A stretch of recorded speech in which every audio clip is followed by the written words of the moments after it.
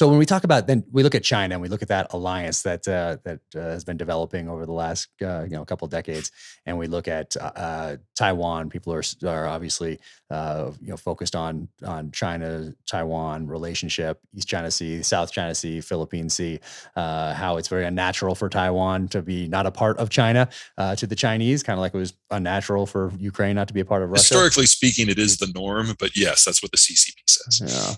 And so what lessons are they taking from the last couple months? Well, like everybody else, they thought Ukraine was going to fold quickly when this happened. And so they've been as shocked as everybody else. So number one, from a military point of view, they're now terrified of Taiwan. Taiwan is far more sophisticated. They've got a far better military system. They've got far better training and guerrilla tactics than the Ukrainians have. And of course, they're on the other side of a chunk of water. So it is very, very easy to imagine that the war for Taiwan that they thought would be over in a couple of days now would drag on and give other countries a chance to intervene. Second, they look at what's happening with the resources and the food shipments out of the former Soviet Union, and they're worried now that they are going to have a famine. And they are right. We're going to see significant breakdowns in harvest capacity and growth capacity in agriculture globally this year. We were facing a fertilizer shortage before the Ukrainians and the Belarusians, before the Russians and the Belarusians moved into Ukraine. And so now we're seeing that the capacity of Russia, the world's largest fertilizer exporter, to export has been reduced almost to zero. China, being one of the world's most food insecure nations, is obviously shaking in their boots, and they should. And there's not a damn thing they can do about it now. Third, what the West has pulled off with these sanctions, Russia is now under a greater sanction than all other countries in the post-war period that have been under sanctions combined. And it happened in a week. China has always assumed that if they go into Taiwan, the war will be over in a few days, and the rest of the world will just have to live with it. They know now that that is a dream. And while cutting China out of various economic norms would have a bigger economic impact than what we're doing with Russia, it would have no impact on food and energy, which are the two things we're worried about right now. In fact, it would make food and energy cheaper because the Chinese are a huge importer of both. So the Chinese need to go through a complete ground-up reassessment. And I don't think they can. Because remember when I said that Putin was the third most isolated world leader? Xi's by far and away number one. He has literally shot the messenger so many times that no one will bring him bad news. Remember last May when the power outages started?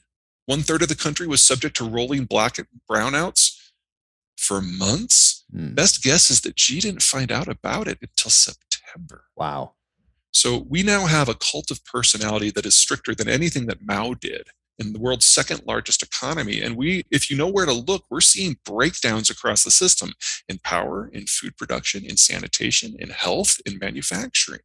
China is crumbling before our eyes, but we're all a little focused on Ukraine right now for obvious reasons.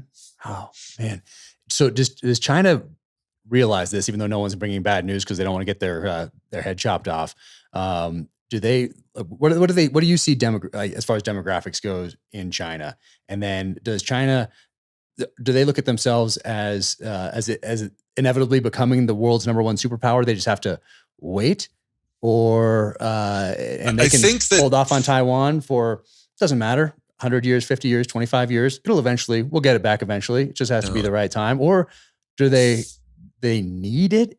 Or do they? Let me give you the punchline. China's not going to exist as a unified nation state in 10 years. Okay. The one-child policy is now 40 years behind us, which means that the Chinese are now running out of 30 and 35-year-olds. As of January of 2020, they were the fastest aging society in human history. And we knew with that data that there'd be less than half as many Chinese alive in 2100 as there are now. Since then, the Chinese have started to let out dribs and drabs of data from their 2020 census. They do it every 10 years, just like us. And they're now guessing that they overcounted their population by perhaps as many as 100 million people, all of whom would have been birthed since one child, so age 40 and under. Huh. If that's true, and they haven't released the whole thing, so we don't know for sure, but if that is true, then there'll be half as many Chinese alive in 2050 as there are today.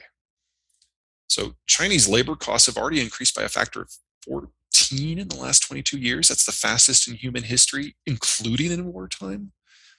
So this doesn't work anymore. It's just a question of how it crashes. Huh.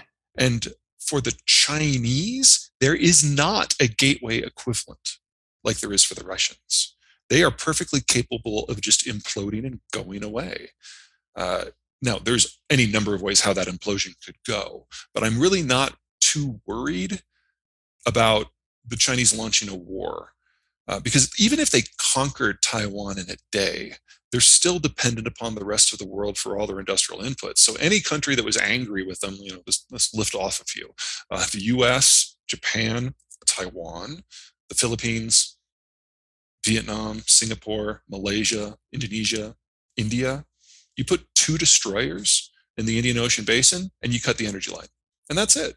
3 months later, the lights go out in China. 3 months after that, I got that backwards. 3 months later, the trucks stop running. 3 months after that, the lights go out. And a year later, they've got 500 million dead Chinese due to famine. The Chinese are utterly dependent upon globalization. And so whenever the United States says they're not interested in it anymore, the Chinese get really terrified, and they should.